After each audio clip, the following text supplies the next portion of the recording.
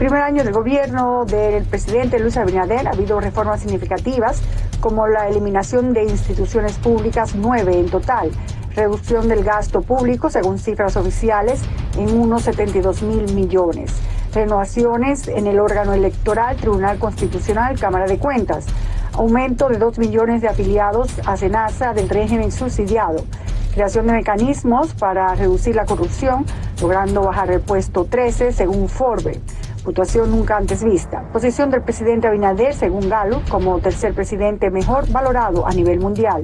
La firma del pacto eléctrico que por años se posponía, aumento de los sueldos mínimos de los empleados y policías. En el turismo hicieron grandes esfuerzos, tomando medidas como seguro médico para los turistas, préstamos locales, incentivos, acuerdos con aerolíneas y un gran etcétera, lo que ha dado sus frutos dentro de la pandemia, aumentando la ocupación hotelera. Los 2 goles de oro del gobierno en este año están en 2 iniciativas: la independencia de una parte de la justicia del Ministerio Público y la vacunación contra el COVID, colocándonos entre los 3 primeros países más avanzados en poner las 2 dosis a la población. En lo negativo, tenemos que el año escolar se salvó a tablitas, sacando muy mala nota por falta de una estructura del gobierno anterior, y hay que agregar la falta de incumplimiento de lo prometido, como cada alumno tendría una tableta, falta de alcance de internet y profesores análogos, gastos de contrataciones millonarias en medios televisivos inadecuados, pero al final todos pasaron, pero como dijimos, con muy mala nota. Endeudamiento del país para enfrentar los costos de la pandemia y los proyectos de construcción del gobierno. Una deuda consolidada en 58.000 millones de dólares, lo que representa el 70.5% del PIB. La pobreza ha aumentado y la cantidad de empleos ha disminuido, aun cuando Abinader ha prometido 600.000 nuevos empleos en el área formal. Aun cuando hay evidente tolerancia cero contra la corrupción, varios casos han empañado el primer año de gobierno del presidente Abinader.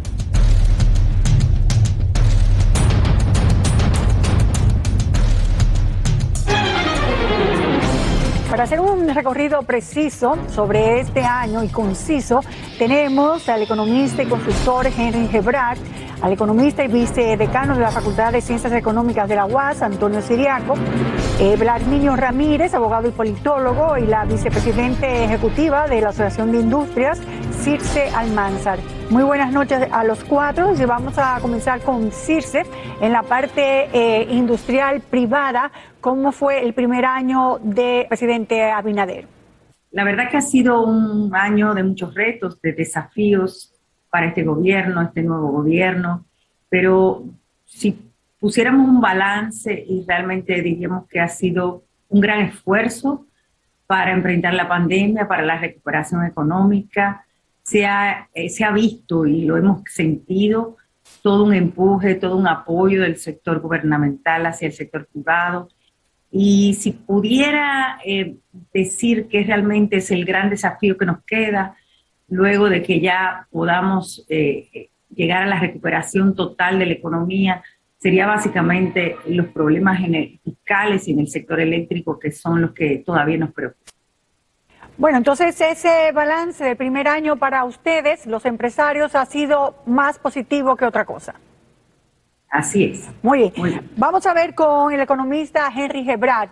La economía va a sufrir daños. De hecho, cuando analizábamos los 100 días, una oportunidad, nos había dicho Siriaco, que creo que había sido él, de que posiblemente el PIB, o sea, debido a la gran cantidad de préstamos, íbamos a tener un PIB muy alto y de hecho ya está por encima de los 70.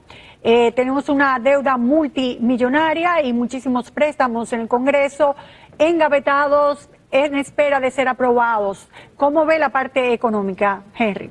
Sin duda alguna, la buena sorpresa de este año es que la economía ha respondido a nivel macro mucho mejor de lo que se esperaba. De hecho, se pensaba esperar hasta el 2023 para recuperar el nivel en dólares que tenía la economía dominicana, y ese nivel lo habremos recuperado a final de este año. Yo creo que ahí incidió mucho el tema de la recuperación de la confianza, cuya mejor manifestación para mí es lo que ha pasado con el valor del dólar.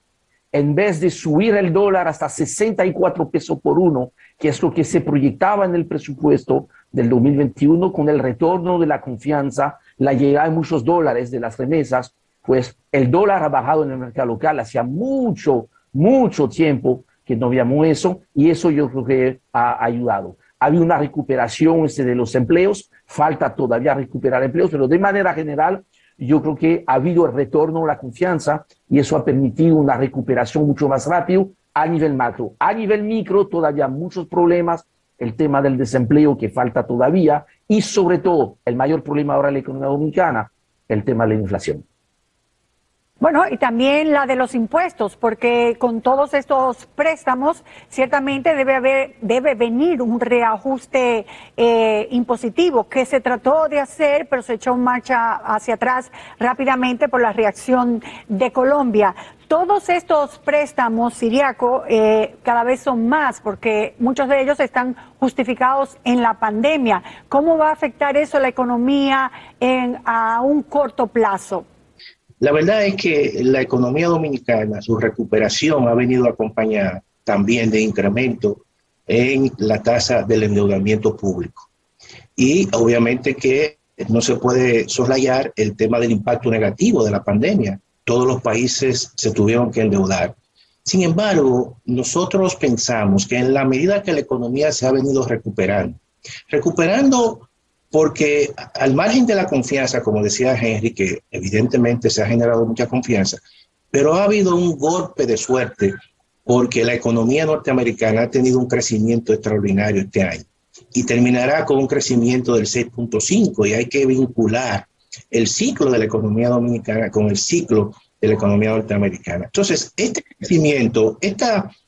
crecimiento que ha habido y esta recuperación ha venido acompañada con un crecimiento mucho mayor de la tasa de endeudamiento. Hay que tener mucho cuidado. Yo pienso que hay que comenzar a moderar el ritmo de crecimiento del endeudamiento porque, quieras o no, aquí habrá que hacer una reforma fiscal que yo creo que por las características mismas de la economía no podrá ser de alta intensidad como generalmente se ha pensado. Yo creo que el gobierno tendrá que hacer una reforma o un arreglo fiscal, por lo menos que le añada 150.000, 180.000 millones de pesos. En la parte política, Belarminio, yo creo también que el presidente ha ido cómodo en el sentido de que el PLD es un partido que está en apuros, la fuerza del pueblo creciendo a su ritmo y entonces él ha aprovechado y se ha vuelto un protagonista nacional de todas las actividades. La balanza política, ¿cómo la ve usted en este año del presidente Abinader? Los partidos políticos han sido prudentes con el gobierno de Luis Abinader, le han permitido gobernar en estado de emergencia y han sido cautelosos para no hacerle una oposición muy firme, muy férrea, tomando en cuenta la crisis sanitaria y la crisis económica que vive el país. Pienso que el liderazgo político dominicano ha demostrado que tiene mucho compromiso con la democracia y con el futuro de la nación. Entonces, ¿usted cree que la gente del PLD lo que ha hecho es ser solidaria y no temerosa de cualquier represalia si hacen una oposición muy fuerte? El gobierno quiso que el PLD le confrontara desde el primer día que tomó el poder, pero el PLD fue más sabio. El PLD se enfocó en la reingeniería, en la reestructuración, puesto que además del gobierno que quería la confrontación con ellos, está Leonel Fernández, que esperaba sacar ventaja de esa confrontación. Entonces, en este primer año, el PLD renovó sus estructuras de dirección y percibo que a partir de ahora vendrá con una nueva actitud con respecto a las políticas y los programas de este gobierno. Circe, yo pienso que este año se ha caracterizado, entiendo yo, por ese maridaje entre lo público y lo privado. ¿Les ha ido bien? Bueno, yo creo que ha sido muy acertada esa visión del presidente Abinader porque se trata de recuperar la economía después de una pandemia y hay que enfocar todos los planes, las acciones en que realmente haya mayores inversiones, más empleos y sobre todo que podamos tener los recursos necesarios para poder tener un menor déficit fiscal, ya que hemos tenido que endeudarnos. Yo creo que ha sido muy positivo, el gobierno ha sido muy abierto y también ha habido mucho respaldo, pero sin duda alguna hay momentos en que todos tenemos que poner nuestro grano de arena. El sector privado, sobre todo el sector industrial que yo represento, ha dado muestras no solamente en este gobierno, sino también en el gobierno pasado, cuando inició la pandemia, de su fortaleza, de su resiliencia, de la importancia que tiene un sector productivo nacional, y creo que de eso se trata. Yo creo que hemos tenido una lección como país de que esto no es un tema de sectores de la economía, sino que hay sectores que tienen que enfocarse cada vez más en hacer ver el valor que tienen para un país y para una economía. Vamos a ver, Gebrar, ¿cuál ha sido el talón de Aquiles del gobierno? Para mí yo creo que hay dos cosas. Primero, el hecho de que donde ha pecado la nueva administración es en la ejecución del gasto de capital, por una serie de razones. Unas pueden ser muy buenas, otras quizás no tanto, pero el resultado está ahí. A junio del 2021 quizás el reproche que se le puede hacer a la administración efectivamente ha sido de ser tan lenta en la ejecución de algo que es tan vital, ¿no?, para la recuperación económica, que es la ejecución del gasto de capital. Apenas se ha ejecutado el 20%, la ejecución del gasto de capital. O sea, solamente el 20% de la inversión pública que estaba contemplado para este año se ha realizado a junio. Ha sido muy lento cómo ha ejecutado grandes obras, pequeñas obras. Eso puede ser la muy buena noticia del segundo semestre, porque entonces este dinero que está disponible para hacer esas obras que no se han realizado, esperamos efectivamente que se realice en la segunda mitad del año. Y lo otro, y creo que de manera general, el gran déficit de este gobierno es la comunicación. Yo creo que ahí efectivamente, mira, la comunicación, la posibilidad de construir un relato que permita hacer esas grandes transformaciones, para mí ese es el gran reto de este gobierno. Que ahí ha sido muy deficiente en la comunicación. Tomando en consideración que el mejor comunicador del gobierno es el propio presidente, que lo comunica todo, lo dice todo, lo habla todo, sabe de todo, es un protagonismo muy especial el que tiene, cae bien, se ve entrañable, se ve como el papá de todos nosotros, está pendiente de una funeraria, está pendiente de un DJ, está pendiente de la salud, está pendiente de las vacunas, no sé cómo se hace. Entonces, por eso me extraña que diga usted que la comunicación es un problema, cuando él la ejerce 100% él mismo. Pero eso puede ser arriesgado tener como único vocero el propio presidente de la República. El presidente está para comunicar en momentos estelares y eso hay que protegerlo, porque es una manera, y Belarminio no me va a dejar mentir, es la mejor manera de proteger el capital político alto que él tiene todavía. Ahora, yo creo que sí es importante, hay una serie de medidas que no han sido bien comunicadas y mucha cacofonía entre varios funcionarios del mismo equipo económico. Yo estoy en desacuerdo con Debra. El aliado mayor de este presidente en este año ha sido los medios de comunicación. El hecho de que el año escolar fuera virtual y el gobierno tuviera esos contratos directos con todos los canales de televisión, le creó un escenario de modo tal que no se difundió el deterioro del nivel de vida de los sectores pobres y clase media, con el cúmulo de información que se hubiese servido de no estar la educación virtual en la televisión.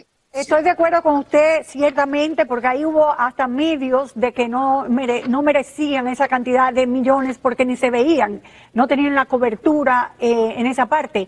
Vamos a hablar entonces ahora de educación y yo creo que Ciriaco tiene esa parte que nos podría hablar de que posiblemente pasamos este año con notas muy bajas como Estado a la hora del año escolar. Se hizo lo posible, pero no fue lo mejor. Pero se pasó el año y todo el mundo pasó. En esa parte el gobierno no puede aplaudirse. Ciriaco. Mira, yo pienso que ahí hubo un proceso de aprendizaje en todos los niveles de educación, tanto la educación preuniversitaria como la educación universitaria. Pero eso no solamente pasó en la República Dominicana, en todo el mundo, porque también eso hay que vincularlo con los niveles de conectividad que hay en la República Dominicana. Hay que vincularlo también con las capacidades que tienen los hogares de tener tecnología en sus hogares, de tener computadora. Y eso no es fácil. La pandemia nos sacó de base a todo el mundo. Nosotros incluso en la universidad teníamos tradicionalmente 325 secciones virtuales y con la pandemia creamos 33,000 secciones virtuales. Fue un salto gigante, y eso pasó también en la educación en sentido general. Fue un proceso nuevo de aprendizaje en la preprimaria, en la secundaria, en las universidades. Es decir, yo creo que el tema educativo es un tema que todavía incluso tiene impacto de la pandemia, y además la pandemia ha generado un elemento nuevo que es la educación virtual. La educación virtual se fortalece precisamente con esta situación. Ciriaco, muchas gracias, pero nos habían vendido tanto la idea de que éramos una república digital que no lo creímos, y a la hora de la hora las escuelas no tenían ni siquiera internet y los alumnos ni siquiera una pequeña tablet y los profesores eran análogos totalmente.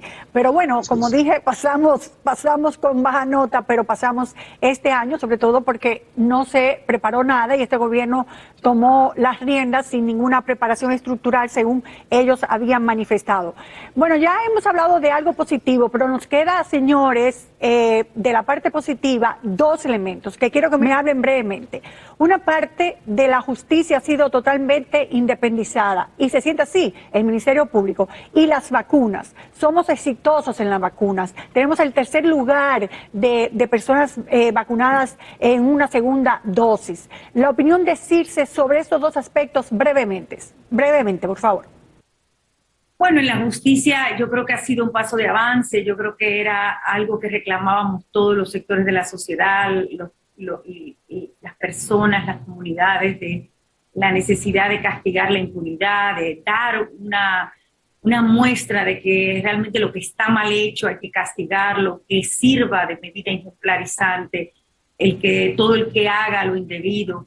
Y yo creo que eso ha sido positivo, cambia un poco esa frustración que tenían muchos ciudadanos de que aquí no pasaba nada si tú hacías lo mal hecho. Pero hay grandes retos, desafíos. No podemos pensar que por el hecho de que cambiemos a una persona que encabeza el Ministerio Público cambia todo a nivel interno. O sea, son personas que tienen muchos años ahí y que hay mucho que aprender, que hay que institucionalizar la justicia. Y son muchos los retos en ese sentido. Pero es un avance significativo, porque es la primera vez que hay expedientes y no se dice que es por cuestiones políticas, aunque y cuando veamos y vemos el vaso medio lleno o medio vacío, podríamos decir, bueno, hay que mejorar el tema del debido proceso, lograr algunas mejores conquistas, pero el vaso está más lleno en el sentido de que llevamos un mensaje a la población y estamos haciendo lo debido, de que realmente el que hace lo mal hecho tiene que ser por lo menos enjuiciado. Circe, sobre las vacunas no hay nada que quejarse que no sea de la sociedad, que son las que han puesto un impedimento para que no se logre el cometido de la meta inicial del gobierno. La vacuna ha sido realmente un ejemplo de lo que es alianza público-privada y también de un esfuerzo efectivo del gobierno. Yo creo que si hay que darle la mejor nota, o la acción de mejor nota de este gobierno ha sido todo el proceso de vacunación, y la verdad que es algo que nos llena de orgullo a nivel internacional cada vez que nos encontramos con otros empresarios de países que son amigos y países de la región. Yo estoy en desacuerdo con mucho de lo que se ha dicho aquí. Lo primero, aquí hay una justicia tuerta, una justicia que no actúa en la denuncia que los propios medios de comunicación es que van descubriendo todos los casos de corrupción en un gobierno y lo engavetan, lo dejan desapercibido o no se enteran. No, yo voy a tener que... Yo lo que veo es Le voy a tener que contradecir, perdón, le voy a tener que contradecir. De hecho, una de las preguntas es que este gobierno ha tenido muchos escándalos iniciales de corrupción. Ahí está lo del ministro de la Juventud, Kingsbury, que tuvo que ser cancelada, o ella pidió, o ella renunció. Faña, por abuso sexual, fue cancelado. El de la Lotería Nacional, su trampita, fue cancelado. O sea, que el gobierno ha tenido acciones con los PRMistas. ¿Y cuántos están presos, Nuria? Están en proceso. Y el mismo escándalo, escándalo de salud pública, que el ministro dijo que una mafia lo hizo fracasar, el ministro anterior que lo cancelaron y el Ministerio Público no investigó nada. Un funcionario que regaló 100 millones de pesos y contrataciones declaró el proceso nulo y lo validaron y nadie lo ha llamado a preguntarle nada en el PECO. Eso no es justicia. La justicia se practica con el ejemplo. Este gobierno da un mal ejemplo. Este es un gobierno que amaña una ley para poner a un abogado donde había que poner un ingeniero con experiencia sanitaria. La institucionalidad aquí está fracturada. En este primer año todos aplauden. En los gobiernos el primer año es una luna de miel. Pero aquí no ha habido avance en nada. Este es un gobierno en base a la improvisación y un aprendizaje, tomando alrededor de 12.000 millones de dólares prestados, hipotecando el futuro del pueblo dominicano.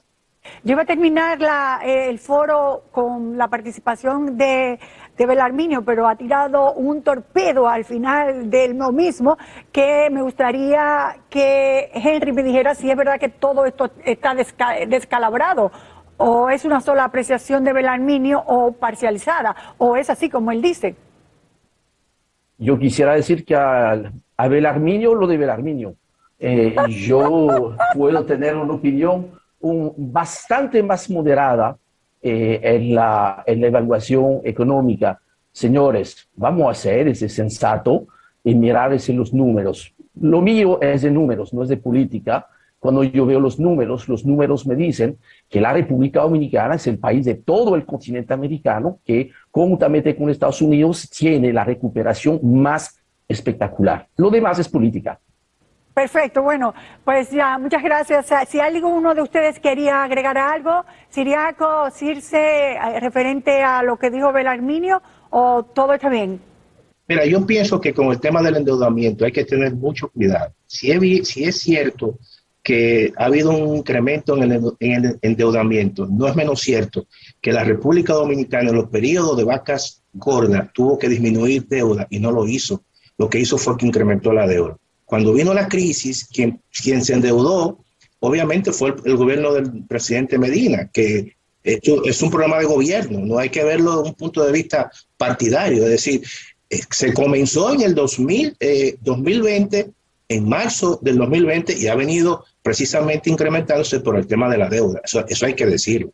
Sí, Nuria, yo no quisiera dejar de mencionar que si nos vamos a abocar a cualquier ajuste fiscal, nosotros debemos recibir buenas noticias en el sector eléctrico.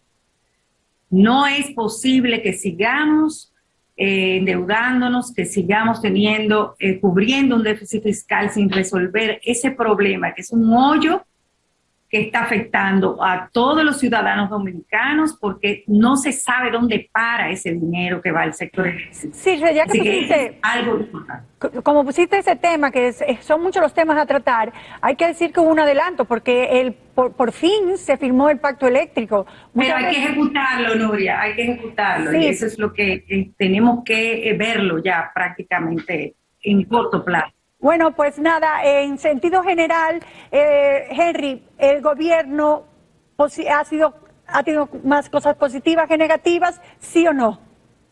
Sí, no, para mí definitivamente el primer año ha sido, a pesar de circunstancias difíciles y de otras más fáciles, en el entorno internacional, especialmente en los Estados Unidos, yo creo que le pudo haber ido mucho peor. Muy bien. Belarminio, ya sabemos. Bueno, este gobierno para mí positivo es el mercadeo. Han ofrecido mucho, siguen como si están en campaña, pero ejecutoria tiene muy poco. Ha deteriorado el nivel de vida de la población y ha hipotecado el futuro de este país.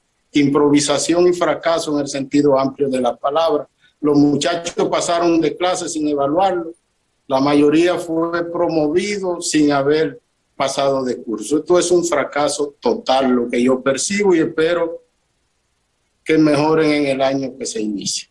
Que Dios quiera, según esas palabras. Siriaco, más cosas positivas que negativas. Yo le doy un aprobado, porque hay que considerar que el año 2021 está muy supeditado al 2020. Todavía aquí no ha desaparecido, obviamente, la crisis, la economía se recupera, y yo pienso que se ha hecho un esfuerzo importante dentro de un contexto mundial que está ralentizado y que se ha venido reaperturando de manera muy acelerada. Bueno, Circe, si el gobierno fuera como un carro mecánico, que dijo que era un cambio, ¿fuimos más reverse o fuimos más hacia adelante?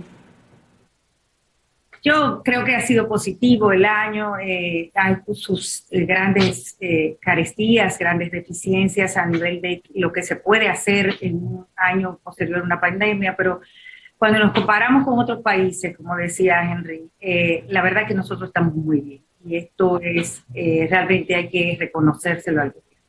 Bueno, pues muchas gracias a los 4 panelistas. Dentro de un año nos veremos, porque ya sería el segundo año, cuando ya las cosas cambian y nos ponemos un poco más criticones en ese sentido. Así que gracias y hasta el año que viene, si Dios quiere. Buenas noches. Vamos a continuar con el programa.